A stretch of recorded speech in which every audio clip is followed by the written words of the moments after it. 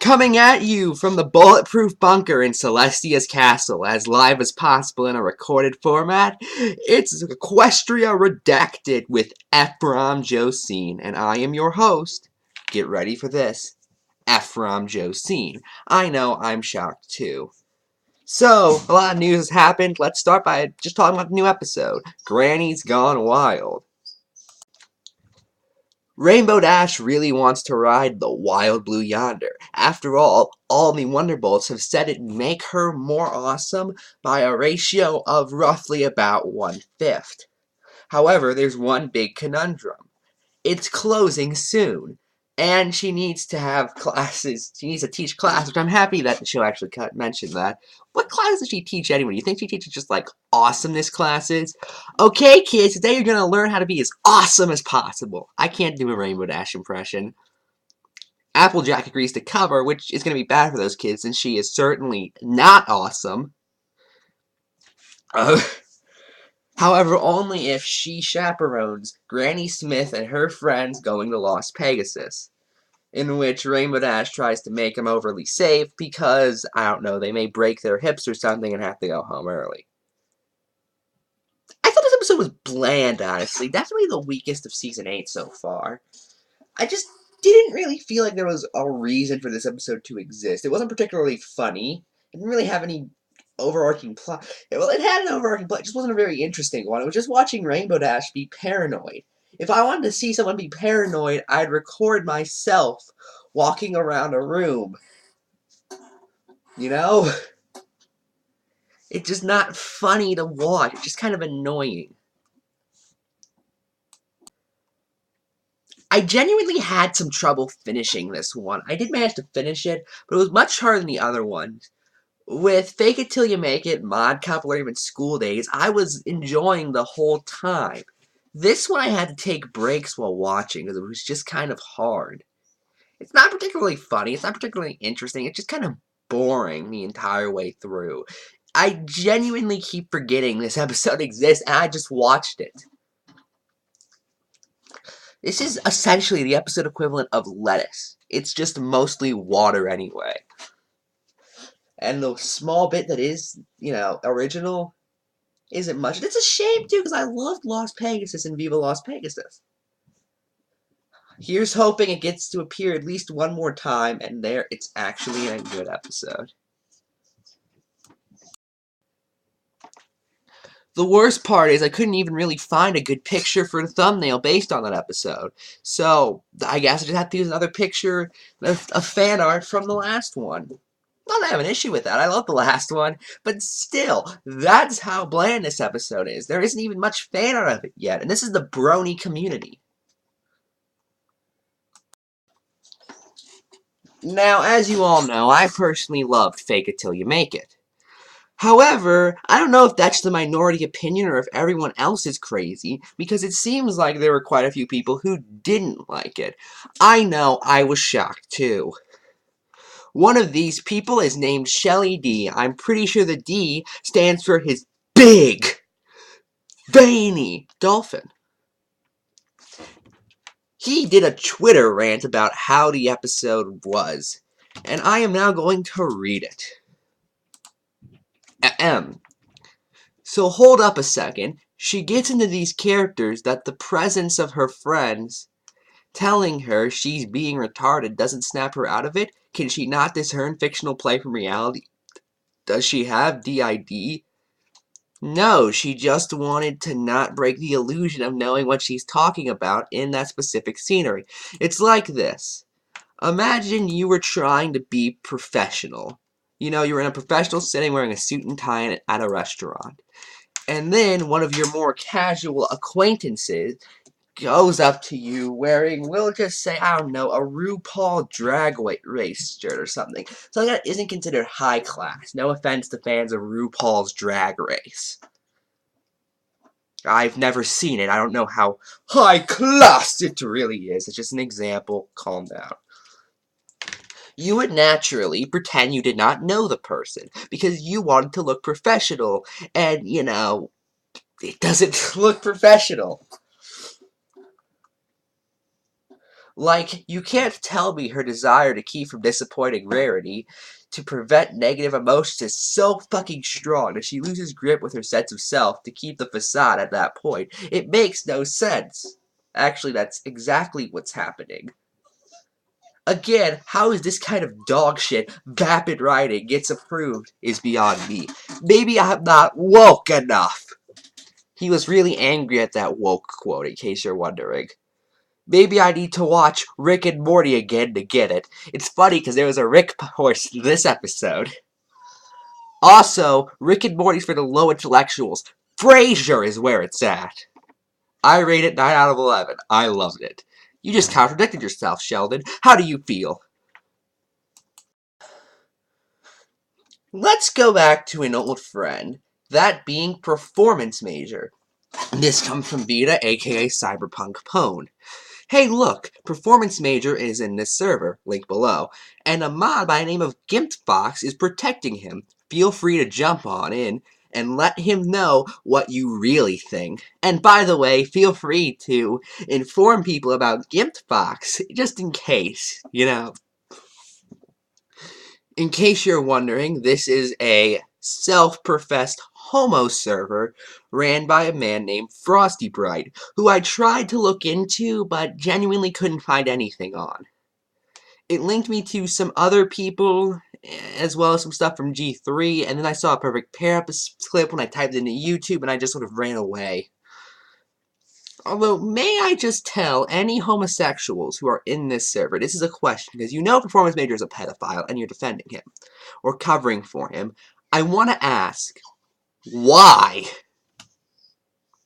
The fact is, the only reason why I believe homosexuals got any rights in this country is because they were able, and they had to force society to, separate themselves from pedophiles.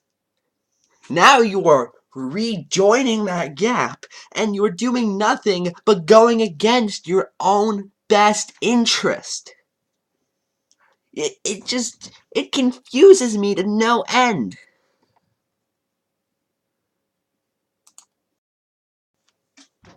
I would tell you more about these people, but I was not there for long enough to see them. You see, when I found out it was a homosexual server, I, like a person who's secure, had to do about 20 push-ups and flex my muscles the next 4 women I saw.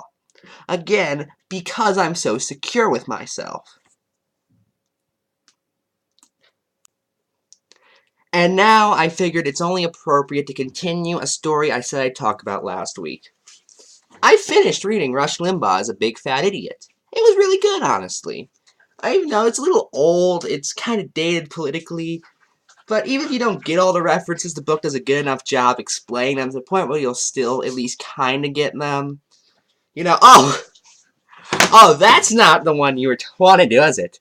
Yeah, most of you guys don't care about politics, but if you do, you can tune into my new podcast, The Ephrom Josine Show, airing Mondays through Fridays on this very channel, Ephrom Josine. I had to get at least one promotion in here, and I figured that was the best way to do it. I'll make you a deal. Since it took me 2 weeks to get to this, I'll cover 2 sides of the topic. We'll start with the tie that was 4KP, hosted by this man, Commando Solo. Not Commander Solo, Commando Solo. Who, for some reason, doesn't seem to get the fact that your cutie mark isn't supposed to extend to your neck. Now, he describes himself as KP's bodyguard, and is also angry that KP needed a bodyguard at points when he wanted to hang out with friends. Wait, what? So, you wanted to be your bodyguard, but you also just wanted to hang out with friends the entire convention? Then why be her bodyguard? You know, just imagine if that was the case, like, with real bodyguards, like if a Secret Service officer was like, oh my god, the president just got shot. I wanted to hang out with Dale. You know? And throughout the whole video, he doesn't really explain the KP scenario very well. He just kind of says stuff happens, doesn't elaborate on what, and then says there was slander and libel against KP, specifically due to her sex and her faith. And on a side note, what faith even is KP? I know this guy is more than likely a Christian, considering how he quotes the Bible, or at least puts a Bible quote on screen during the video.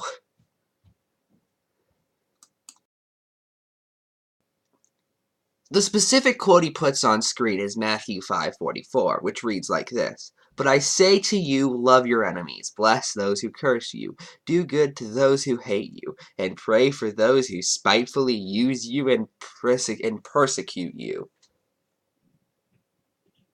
A really weird quote. I get love your enemies, but pray for those who use you?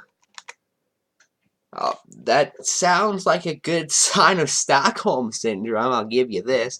But look, I get this guy's probably a Christian. Now, I personally am an atheist. I made that clear. However, I do have one favorite Bible quote. Let me just read it to you. For the record, the only place I could find that wouldn't require me to link three different websites or web pages is Skeptics Annotated. That's why is Skeptics Annotated. That's why it's a source I use in the description. It wasn't to specifically insult this guy. Here's the quote. It's Matthew 10:34 through 10:36. Think not that I come to send peace on earth. I came not to send peace, but a sword. For I am come to set a man at variance against his father, and the daughter against her mother, and the daughter-in-law against the mother-in-law. And a man's foes shall be they of his own household. I already did this with Josh Scorcher, where I just read out Bible quotes that completely contradict his narrative. If you want me to do that with you, Commander Solo, I'm just more than happy to. I really am.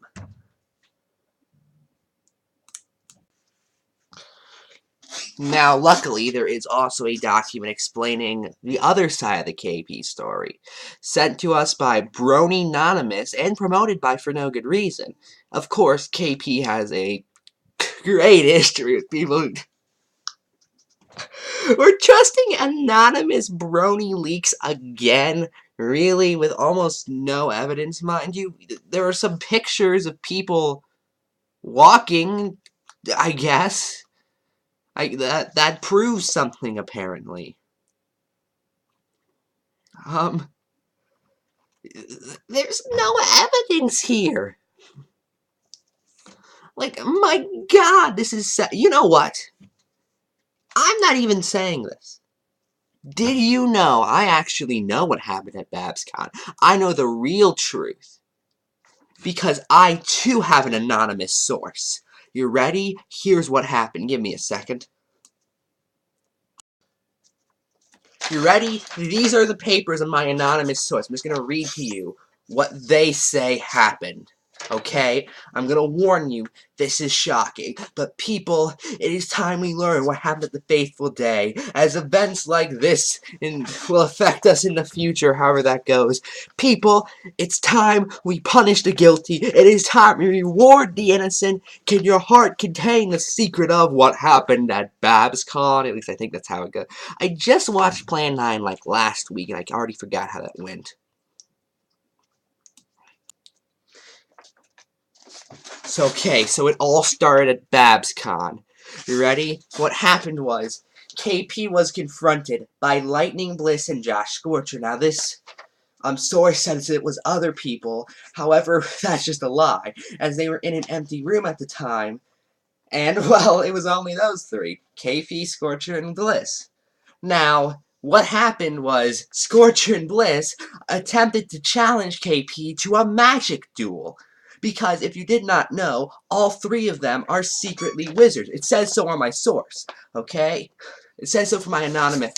Okay, so what happened was they all started fighting. Lightning Bliss, obviously, used lightning, and Fiery Joker, of course, used fire. However, KP knew this was happening, so she practiced both her rock and water spells in order to stop it. She also used ice spells, as while it would melt the ice, Josh's fire, the water would stop Josh's fire, leaving him paralyzed from using magic for a certain period of time. This, of course, led to an epic battle in which Golden Fox got involved, and he, like Golden Fox does, turned into an actual golden fox, as in a fox made out of gold. He then tried to define the value of all their money. However, because the gold standard was cancelled in the 1930s, he was unable to do such. KP looked like she was going to lose. However, Commando Solo, aka her bodyguard, showed up with his Han Solo vintage blaster. Because if you do not know, Han Solo is his father. Yeah, you thought he only had the one kid? You're ignorant. Okay. And luckily managed to defeat I just made this all up if you could not tell. These papers are blank. I've been just flipping through these papers the entire time. But my anonymous source confirmed that I just lied to all of you. In case you could not tell by my real sounding story, I know I expected to get all the upvotes on film fiction.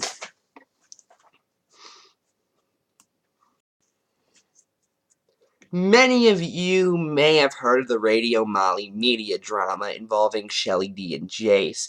Now, I know a lot of you guys were probably expecting me to end this with E4B's latest post.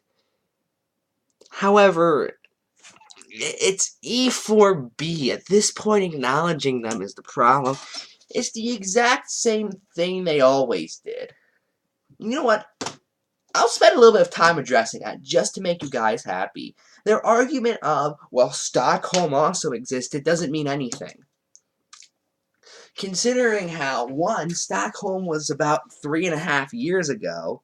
This is now, two, Stockholm does not endorse pedophilia. I feel like I have to keep reminding them that. And three, even then, you're just changing the topic. Imagine if someone said Nazis were bad and my response was simply, well, the Kaiser was worse. Okay. That doesn't change anything. You just look idiotic. But that's my side rant. But anyway, back to the Radio Molly media drama. I have not been following that. Sheldon and Jay said something, and that led to some other stuff that snowballed, and now they're changing their name or something, I don't know. However, I did find one person in there. I started looking into them, and they seemed mildly interesting.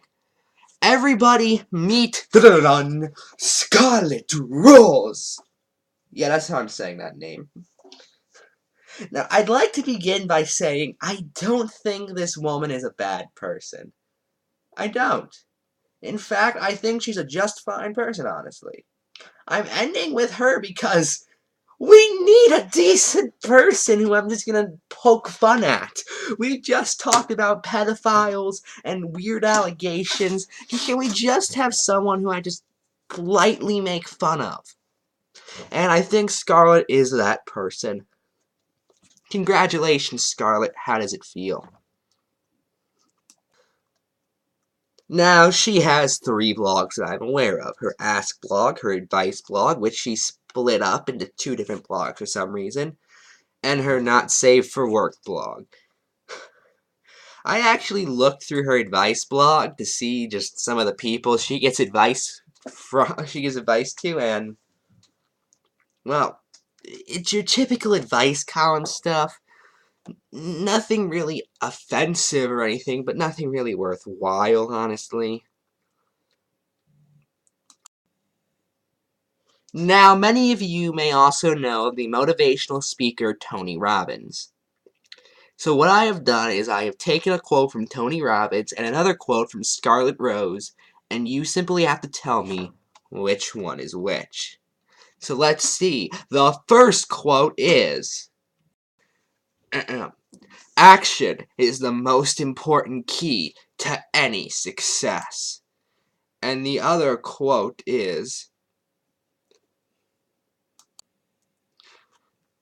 "You are in charge of your own change. If that change you want is to be more confident, then you gotta get up and just do it. Fake it if you must until you find you're no longer pretending." So tell me, which of those quotes was Tony Robbins and which one was Scarlet Rose? I'll give you about 10 seconds. You can probably just pause the video if you actually wanted to guess. Hmm, hmm, hmm, hmm. Okay. If you said the first one was Tony Robbins and the second one was Scarlet Rose, you looked at the description more than likely and saw the Scarlet Rose post. Or you just got lucky and picked a 50-50 chance. Or maybe you know Tony Robbins. Who knows? Again, I don't even hate Scarlet Rose or anything. I just think she's kind of generic. But you know what, Scarlet? You actually do help a lot of people. You get a follow from Ephrom. And I encourage all my other followers to do the same. Because this person is probably the best person I've covered in this series. Granted, that's not saying much, but you know. Congratulations, Scarlet. You get the Least Bad Person Award. This includes, a copy of Rush Limbaugh as a Big Fat Idiot by Al Franken. Now, this is not free, mind you. You still have to pay for it, but you can theoretically get a copy. In fact, I encourage everyone to get a copy because this is actually a really good book. I've been in a mood to read 1996 political satire books recently. I don't know why. Next up, I'm reading Downsize This. Anyway, that's all. I'm Ephrom, and remember to stay vigilant. I'm gonna start saying that now, and hope no one knows I stole it from RT. Dang it!